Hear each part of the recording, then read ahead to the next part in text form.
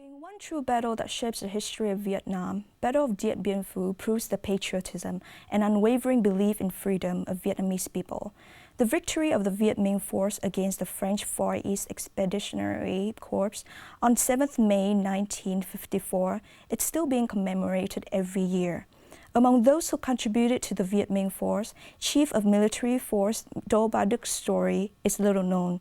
His granddaughter, Linh, is about to discover how his experience can be a reflection of this iconic battle. First of all, I would like to thank Dr. Sullivan for joining us today at the studio. I would like to introduce you to my grandfather. This is our family photo, and that is me in a white dress. I was in primary school at that time. And despite my grandfather having a history of being a soldier, I have very little knowledge about this battle. So I would like to know more about what strikes you in particular about this battle. This really is the final humiliation of the French imperial forces in Indochina.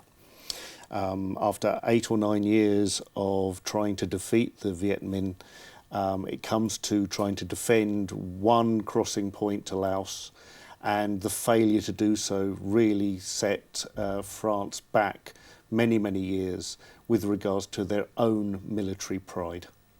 Yes, I've heard about General Giap's leadership and that his tactics are very famous among the historians.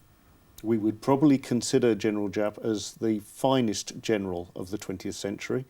He defeated the French imperial forces, he beat the Americans in the following war, and his willingness to use the unorthodox to succeed, to use the terrain and local knowledge to defeat his enemies, and to wreak terrible casualties upon them that led to his success.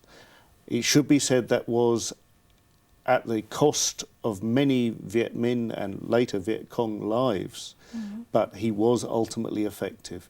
He brought home to the West the costs of fighting the Vietnamese. Do you think that if the French troops knew about these tactics, they would have a better chance at winning? I really do think that the French showed how rigid they were in their thinking. They had 8 to 9 years to adapt to this type of warfare and really did not do it successfully.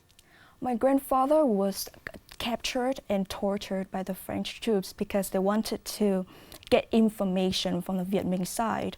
So they poured water into his ears and pushed him into a metal barrel where they banged various things against it. So I was told that pressure built up inside his ears, and eventually he lost his hearing ability on the left ear. It was a very painful experience for my grandfather. And it's terrible that he went through that, but it shows how desperate the French were to gain information and how little was being volunteered to them by those who were supposedly on their own side. It also shows the lengths the French would go outside of the view of the West. Yeah, the rules of war were left to one side. Yes. Join us tomorrow at 8 p.m. for the full coverage.